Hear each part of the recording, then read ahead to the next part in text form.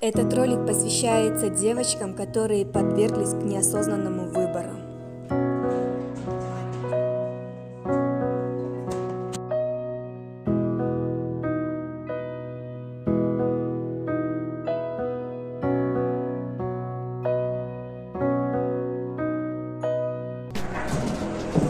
Ребята, сегодня, оказывается, состоится литературный конкурс 4 часа. Мы все пойдем? Да! Давайте все пойдем.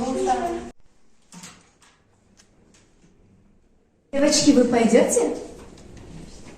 Нет, я не пойду. Почему? Мой хиджаб этому не позволяет. Почему, если твой хиджаб не делает тебя счастливой, ты носишь? Я тоже хочу себе счастливое детство, как другие подростки. Ну почему бы тебе не снять?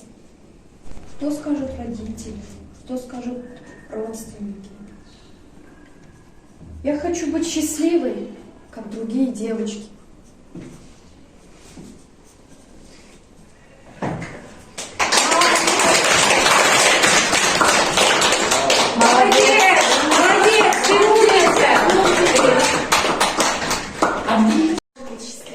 Надежда – это единственное, что сильнее страха.